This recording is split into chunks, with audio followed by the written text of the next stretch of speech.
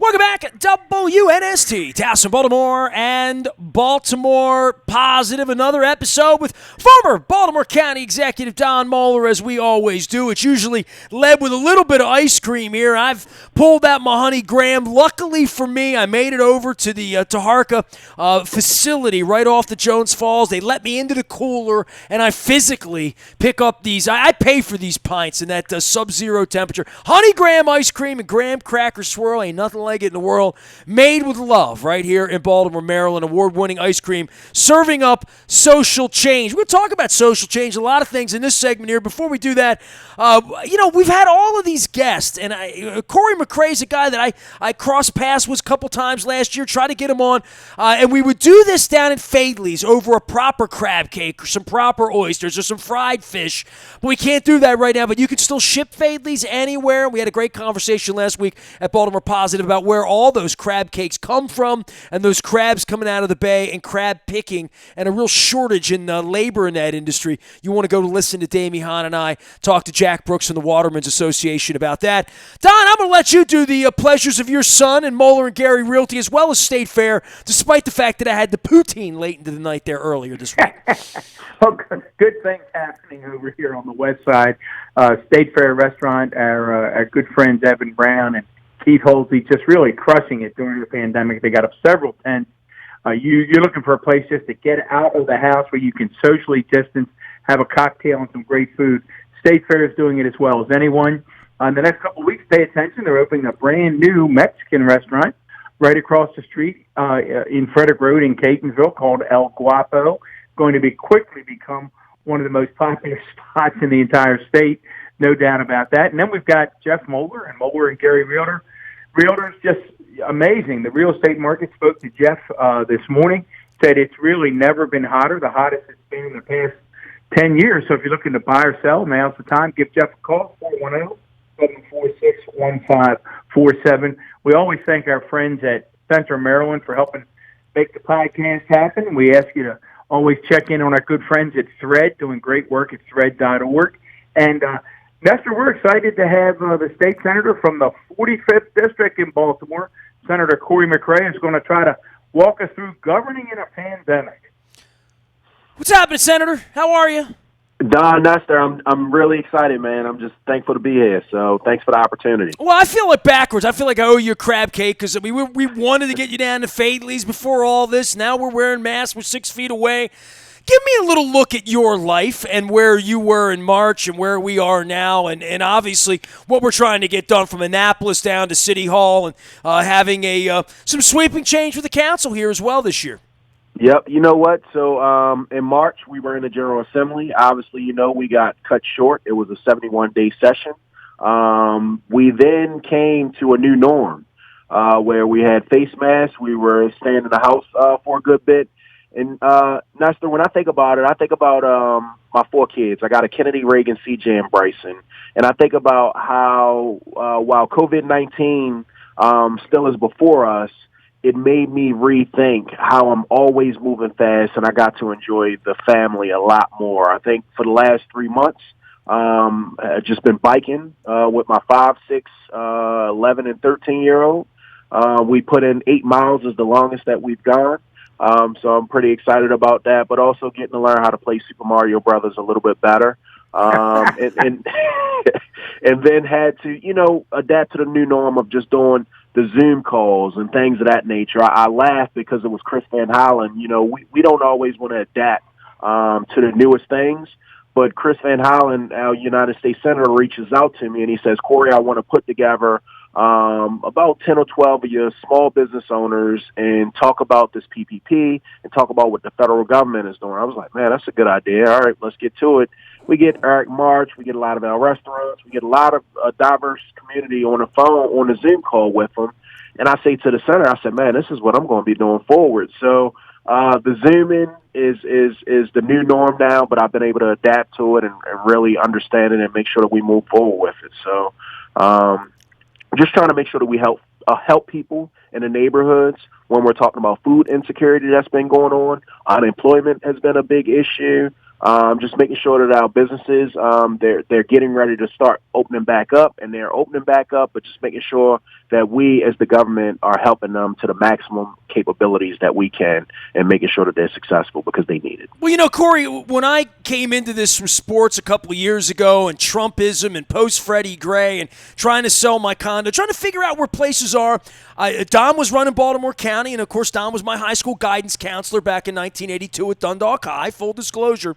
But part of this was about governance, and part of this is just what are these numbers and alphabet soups and, state and city and councilmen and districts, and what is the 45th?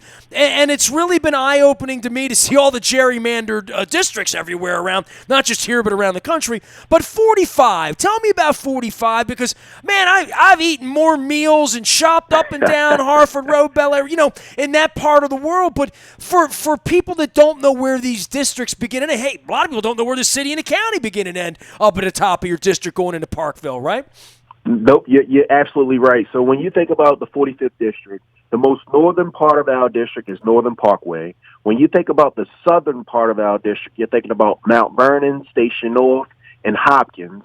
When you think about the western part of my district, it is Harford Road. And when you think about the eastern part of the district, you're on Pulaski Highway. And I keep hearing you all mention great crab cakes. So the best I know where you're going, Senator. I know where you're going. Yeah, I know what you're doing with this. I see where you're going. You're giving a free plug to one of your constituents. Is right there at Coco's, and my wife makes me run out there every 7 to 10 days to make sure that I grab a crab cake from Coco's. So make sure to stop past if you already have it. You know who loves Coco's is our good buddy, and I'm sure you know him as well, Senator. But Rob Roblin. Rob and I grabbed a crab cake recently at Coco's, and it is off the chart. It's funny. Yep. I had someone from out of town called me recently, and they were going to be out in that area, and they said, "Is there a really good place to get a crab cake?" And it was right around that Harford Road area. And I said, "Well, you're going to have to trust me because I'm going to give you the name of a place, and you're going to pull up, and you're going to say, this couldn't be what Don had in mind." Exactly. Just trust me. Trust me. Hey, I grew up out in that neighborhood, Beverly Hills, man, Tyndale Road, and Mike Rosigliano around the corner on Parkside Drive. So you've closed off a big part of the road over there, right? You know what? The Harford Road Bridge is a project that's about 2.5 years. It's about a year and a half in, and just making sure that the infrastructure is the way it's supposed to be, making sure that it's safe for the folks that's walking, traveling across that bridge. But, obviously we have Coco's in our district, and it's the greatest amenity when you talk about crab cakes, but we got phenomenal parks.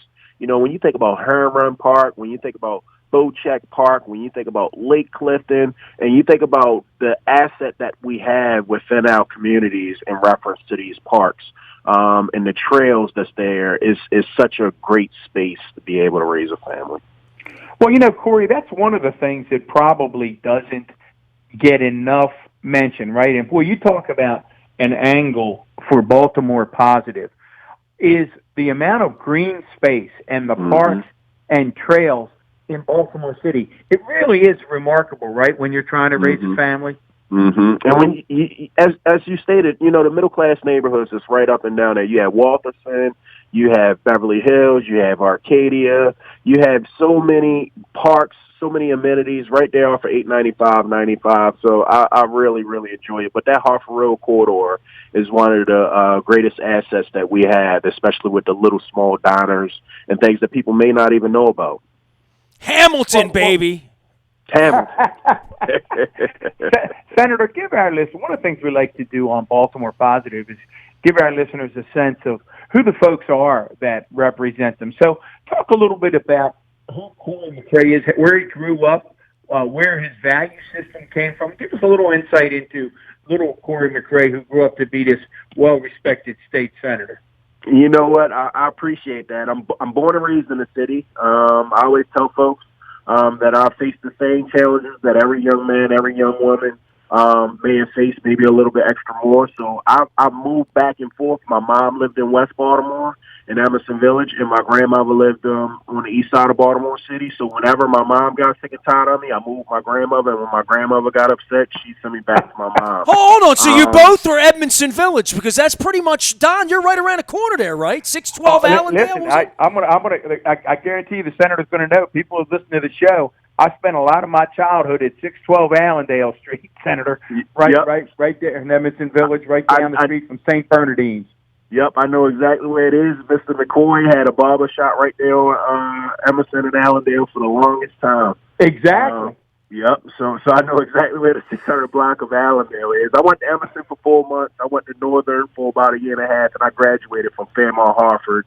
We called it Harford Institute on Harford in 25th, and folks that's older than me called it Lake Clifton Middle, the middle school. So graduated, and luckily I always tell folks, by the grace of God, I had a mother that didn't give up on her son. And I got lucky and found an apprenticeship program because of her. She actually called the Maryland Department of Labor. Back then it was called Dollar. And she said, send me a list of every apprenticeship program that you have in the state of Maryland. And I went and filled out applications. I got accepted into the International Brotherhood of Electrical Workers, Local 24. And when I got accepted, I almost thought it was too good to be true. I couldn't believe that someone was going to pay me to actually learn a trade and go to school. And I thought that they were hustling me. I thought they were going to put me out in my third year. But you realize that there are employers that just, have an appreciation for a workforce, a trained workforce, and know that there's a value in holding on to that training and making sure that they excel.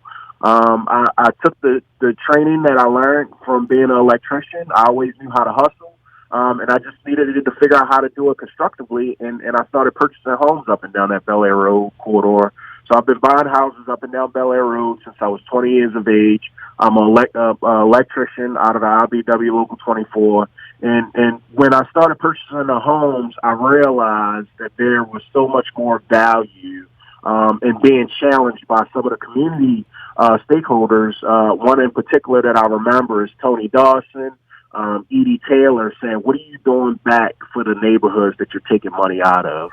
And that's when I went and I joined the Bel Air Edison Community Association Board. I sat on Bel Air Edison Neighborhood Inc.'s board, and I found myself being a very strong participant within the neighborhood associations while still being an entrepreneur. Well, and Cory, then realize one of the people. Go ahead. I'm sorry. No, go ahead. And just let me know, realizing that I tell folks, I've known my wife since I was 17 years of age. Demetria, she grew up in Oliver. She went to Poly. But Demetria was smarter than me because she started voting as soon as she turned 18. And then I didn't really understand how important and intertwined politics is in our everyday lives till I was about 25 years of age. And that's when if you look me up in the van file, you'll see that I sporadically voted. I voted every once in a while whenever a friend they said, hey, it's an important election. And I didn't start doing that until I was 25 years old. So you weren't a super voter in the van. You don't show up as a super voter. Not at all. I didn't really get it till maybe like 2010. I realized I was supposed to be doing the primary and the general election. But our neighborhoods needed so much more, and that's what actually gravitated me to the local piece of politics and really understanding how important it is. Wherever your BG lights go out and they come back on in 2 days or 2 weeks, whether your street gets clean, whether the pickup, you have to be able to call that local council person and realizing how important that is intertwined. And I remember me and my friends getting together. We started a Democratic club. We called it the Best Democratic Club, and just wanted to engage and be more active in local politics. And a lot of them are currently elected to office at this moment. Well, let's talk about that. Cory McCray is here at State Center. He is in 45. You have to go look 45 up. We've talked about 46 and all these places, but if you've been in anywhere up and down Bel Air Road, I mean, I'm going to say Gills. I'm going to say the Keswick Bakery. I'm going to say maybe King Discount Liquors. I was looking at all the businesses. Did you say Woodley Bakery too? Woodley Bakery, absolutely. Peach bread. Right. Got to get some peach bread. You know what? I'll meet you over there for peach bread sometime next week because I got to get an order of that. Your association to the city and where we are with councilmen, we've had all of the elected, the prospective mayors on for the last year. The election got moved by 5-6 weeks. We've talked so much about all of this. Brandon Scott as the mayor of the city, and obviously city council president's changed now. Optimism. Give me some optimism as a fellow Baltimore City resident, taxpayer, invested citizen. Where are we going to be in 48 months, Cory? You know what? I'm very excited in reference to Brandon's leadership. I think that not only is the city excited, but I found whether it's Republican, Democrat, there's a natural excitement, and they know if Brandon Scott wins, the city wins. And I think that that's one of the feelings that you get nationally. Looking at the work that Brandon has done and the relationships that he's built with a lot of these younger elected officials across the country, I'm always excited about that. I could just remember being in the chat, so things of that nature, and everybody just rooting for this young man. I think that when he came out a couple days after it was announced that the total was final, and he says to the young man and to the young woman that don't believe that they can end up in this spot, that people are telling you you'll never be anything. This just proves that you can do it, and that's the level of excitement. I'm also encouraged because he spent a significant amount of time within government. So I think about the time that he worked as a city council liaison. I think about the time that he's worked in the council president's office, and I think about the time that he spent in the mayor's office, just as one of the people that you can consider a soldier, making sure that you take care and advocate for the neighborhoods and making sure that things actually happen. I can see his growth ways transcended and spent several years in the city council position, and now as the council president. So he has the inner working of how these agencies function, what is happening, what is not happening that's supposed to happen, and watching him to be able to have the relationships and have the know-how to go in this position and lead our city at such a young age, but be born and raised similar to myself and be able to identify with that. I'm just inspired by his work ethic, but I'm also inspired for the city and the future of what we have to look forward to. Well, you mentioned the things we're doing right and the things we're doing wrong. You've been a part of this, and whether it's getting water bills collected or any of a number of social ails that we have here in the city. The things that we haven't done well, what's going to change about that to make these things better? And certainly things like education and crime are going to take more money, right? Mm-hmm, mm-hmm. So one of the things that I think about is that this is a customer service business, and the city has to be in the business of customer service. So there has to be a sense of urgency, whether the issue is small or large. They have to be communicated to. And if a person wants a phone call, they have to get a phone call back. And that's just the entrepreneurial skills. But what happens, too, is when the leader is projecting that type of energy, letting people know that everyone matters, no matter what neighborhood you're in, leading by example, what you'll find is that the rank and file, the people that are the middle managers, you'll find the folks that are actually doing the work, they're also going to be reciprocating that type of behavior because they know that this is the direction that the city is moving in. So that's what I'm inspired about, a sense of urgency, a level of energy, customer service. We can do all the legislation that we want, but if you're not taking care of the basic quality of life issues are being overlooked, that's the foundation, and that's how you build from there. I think that once you get from there, we have to also be making sure that we're attractive to each and everyone, no matter what neighborhood that you're living in. Looking at some of these underserved communities, we're doing a significant amount of work over there in the 4x4 community, where we have the community land trust coming in and purchasing homes and making sure that they're affordable for folks, and making sure that we look at and offer nice schools. I have 4 kids. I look at my kids going to public school, but I think about the Ingenuity program. I think about the work that Dr. Drummond's doing over at Hamilton. I think about what Principal Samuels is doing at Tench Tillman, and those are the things that we're doing well. We have to continue to model it, and we have to change this behavior within here and make our city attractive and grow our city. Boy, Don, he's talking education. He's right up your alley, right?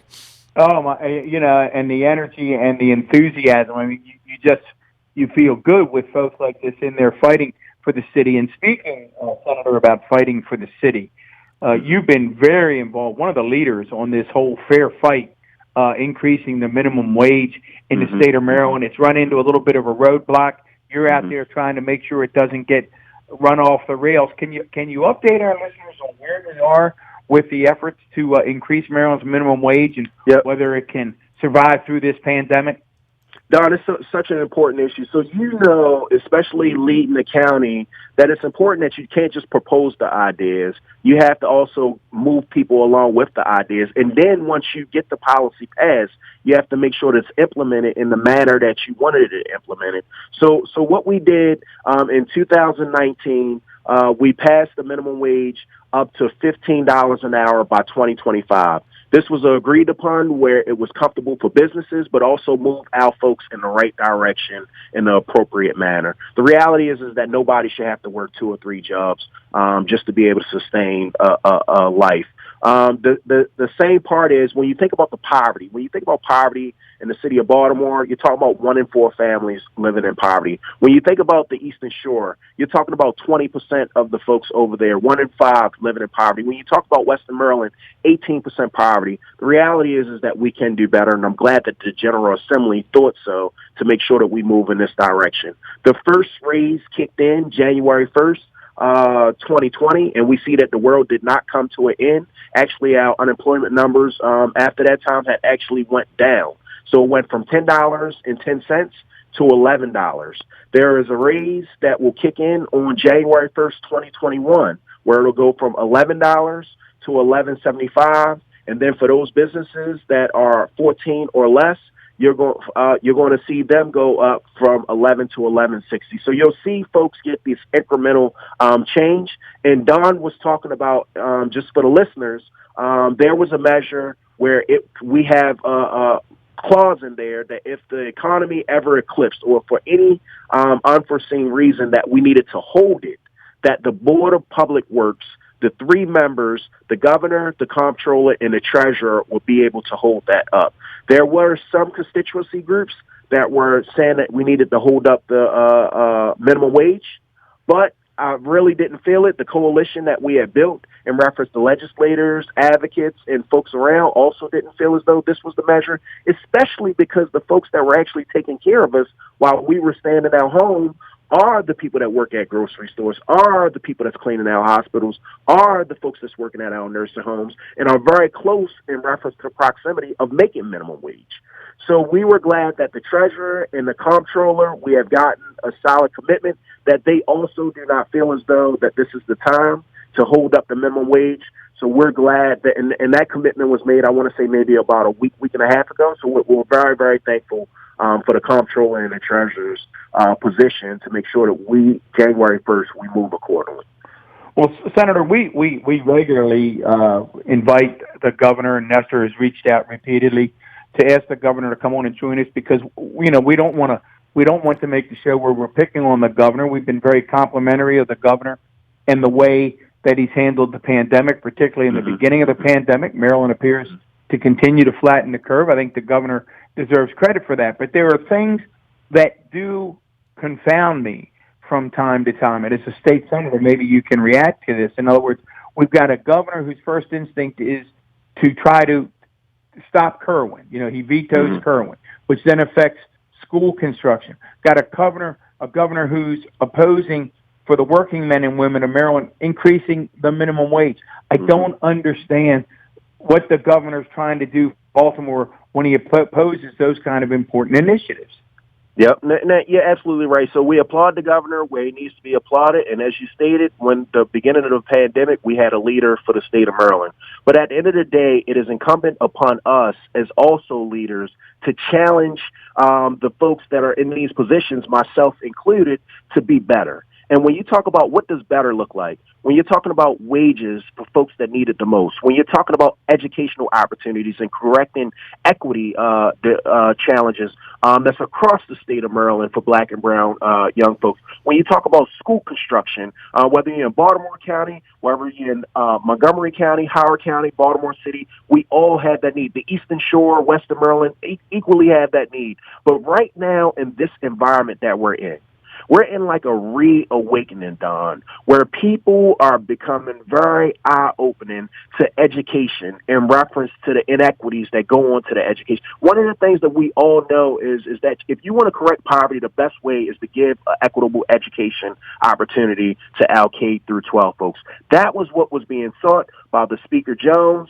by under the leadership of President Ferguson to make sure that we can move in the right direction in reference to early childhood for pre-kindergartners, no matter whether you're in Baltimore City or Montgomery County, to make sure that our teachers are paid appropriately when we think about the professions of doctors and lawyers and things of that nature. But the people that are teaching the doctors and the lawyers sometimes aren't able to sustain themselves.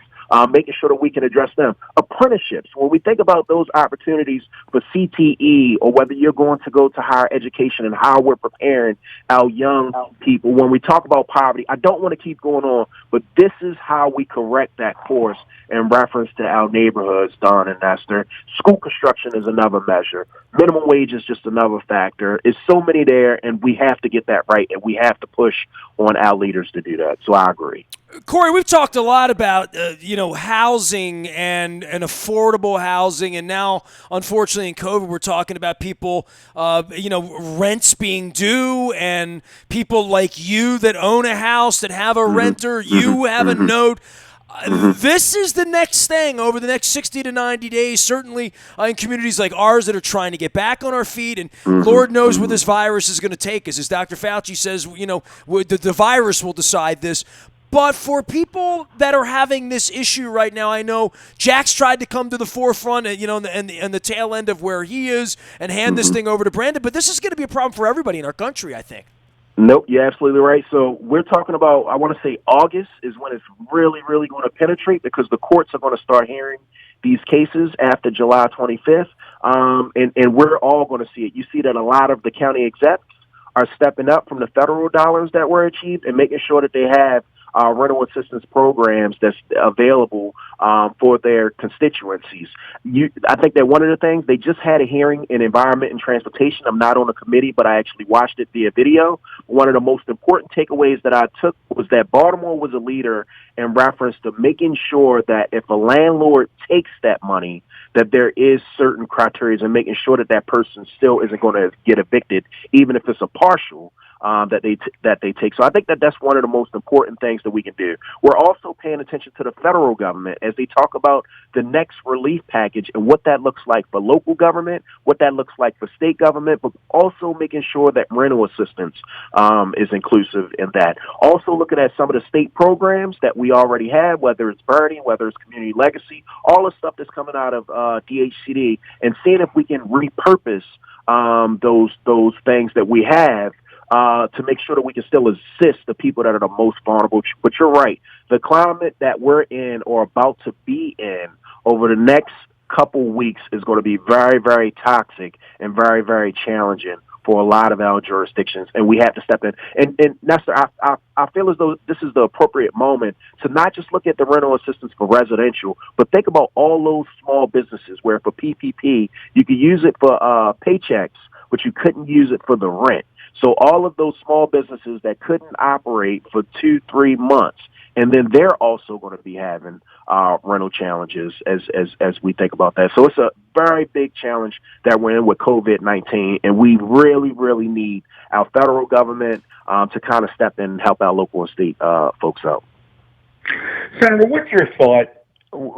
We've talked with Delegate Learman. We talked recently with Senate President Ferguson. What's your talk about what pressure the General Assembly can bring on the governor and the Board of Election Supervisors to make sure that we can vote by mail, that we can do it efficiently, that we can count the votes? This is not hyperbole, I don't think, anymore to say this is the most important election of our lifetime. None of us will ever have a more important election than November the 3rd. What role can you all play as state senators and delegates to make sure that we get this right in Maryland at least? Yep. So I've written a number of op-eds around this issue, the things that we did right, but most importantly, the things that we did wrong in reference to sometimes people that could have been disenfranchised or were disenfranchised around the issue. So the greatest tool that the elected officials, as whether you're a council person, whether I'm speaking to a delegate or one of my colleagues in the Senate, we have the bully pulpit. So I think that we have to make sure that we stay in front of this and communicate effectively in reference to what we want to see in November.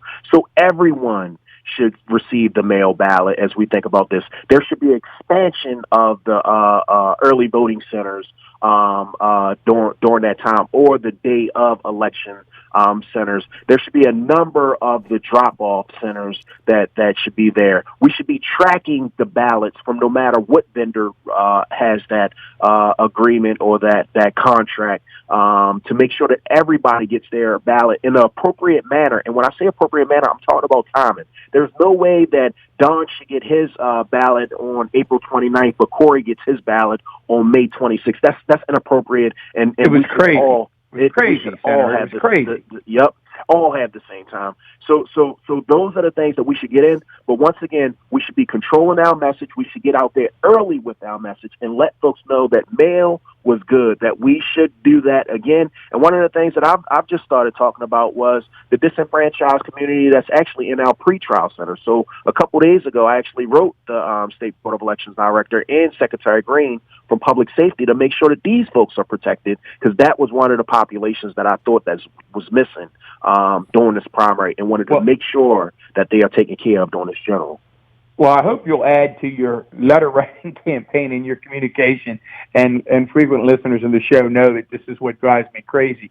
There is no reason that as votes come in to the Board of Elections on the vote by mail, as they come in, a few thousand each day and a few thousand each day, there's no reason why all of the votes that come in prior to Election Day are not counted before that, so that come 8:30 or so on Election Eve, we should have the largest percentage of votes posted ever. People, I think, Senator, are not thinking clearly about November when they say, well, could take longer than ever to count the votes. Well, the reality is it should take less time than ever. All of the votes that come in ahead of time should be in the bank. So hypothetically, if 50-60% of the people are going to have voted ahead of time, those votes should be in the hopper. Somebody hits a button, and they're posted at 8:30 at night. We should not be waiting days and days or weeks to know who wins an election. Well, just operationally as citizens, we want to have confidence in the process that I don't have anymore. And I think that we can get there. So when I wrote the op-eds, I said that I do believe that vote by mail, especially during the health pandemic that we were in, was definitely appropriated. But we have to get the administrators of the vote by mail to make sure that they move in that direction. We had a special election with the congressional district where we could have taken an opportunity to learn from because it was a smaller sample, and now we've had a primary. So it's no way that we should have many of the kinks that we had, whether it's the special or the primary in this upcoming general election. And that could be making sure that the addresses are corrected, making sure that the folks that, like I said, the time frame in which you get the ballot, making sure that we have access on Election Day to those folks that still have problems, but making sure there's an appropriate amount of sites. And I'm proud because the Election Director Association has also said these things and have already been proactive by writing their letter. I think that the ACLU has already stepped in and written their letter. The League of Women Voters has already stepped in, and they've relayed that message consistently to the State Board of Elections. And I'm thankful that the Speaker and the Senate President have already said what direction that they would like to move in also. Well, thanks for your advocacy on that. I guess another major issue, Cory, I'm sure you deal with each and every day. You get a call from Brandon, and he says, all right, Senator, I want you to come in. I want to have lunch. I want you to sit down. I want you to tell me the 2 or 3 things that I need to do right away to get a handle on crime in the city, to turn this city around, to drive the homicides down, to drive our crime rate down. I don't want you to bring me a list of 10 phone calls. I want you to bring me a list of 2 or 3. What's on your list of 2 or 3 things that you share with the mayor? You know what? So right now I just got my mind on the level of illegal dumping and how dirty the city is. I think that what happens is we know that there are these indirect things that also draw crime. So I think that in reference to how dirty the city is, I think that our young people, we have to make sure that we have proactive things for our young people. So I would definitely, I already know that he's a proponent, but I think that, right now, because of COVID, it's a little bit different. But like job opportunities, Baltimore City gets it right in reference to YouthWorks, and we're a leader amongst the region and a lot of other jurisdictions. But it's no way that I wouldn't have full employment for YouthWorks. And any young person, instead of them having idle time and being on the street, whether they're a squeegee kid, whether they're doing other selling water, they would be within those programs, and I would make sure that I found those money. So I would take illegal dumping, I would take our young people, and then still continue to go after the violent criminal offenses. Those are the three things I would give up. Sounds like he's put a little bit of thought into this, right, Don? Yeah. I think he's been down that road. Well, we've really enjoyed our visit with you, and amidst these tough times, I wish we could do it over a crab cake at Faidley's or get you out to State Fair from some chicken and waffles and shrimp and grits and a delicious Cobb salad. But hopefully that time will come, and I know you'll be taking us over to Coco's. You'll be introducing me to all the places up and down Hamilton that I haven't been over there long enough, and I will enjoy every minute of that. So it'll be good. Or I'll get you in Station North and down in East Baltimore. It's like we've got a new hotel down there, so it's a number of places that I would love to take you in the 45th district. I am the happy Northeast 45th eater. Don and Nestor, I would be remiss if I forgot this one. And I have one of the largest anchor institutions for African Americans in my district, which is the Great Blacks and Wax Museum. I can remember going to that museum when I was a kid and still making sure that we keep that alive. Talk to us a little bit about that museum, Senator. Give him a self-promotion. Promote him a little bit. You know what? It's run by Dr. Joanne Martin. The vision was set by her and her husband. I can remember just the great work. They weren't always in East Baltimore, but eventually they moved right there by North and Broadway for folks that's not familiar with it. You know what I call that, Corey? I call that Sears is what I call that. Sears is Hartford and North Avenue, but right within that same corridor. And like the reality is when we think about what organization has preserved the history of African Americans, when we think about tourism, whenever I go in there, I'll see people from Pennsylvania, I'll see people from New York that came specifically to Baltimore to see the National Great Blacks and Wax Museum. And I know that that's one of the proudest moments, and it's one of the proudest anchor institutions that I have right there in the 45th Legislative District. So, Nestor, I think we have another arts group that we need to add to Baltimore Positive and have more real soon. I'm in. Count me in. We'll get that done before the summer's over.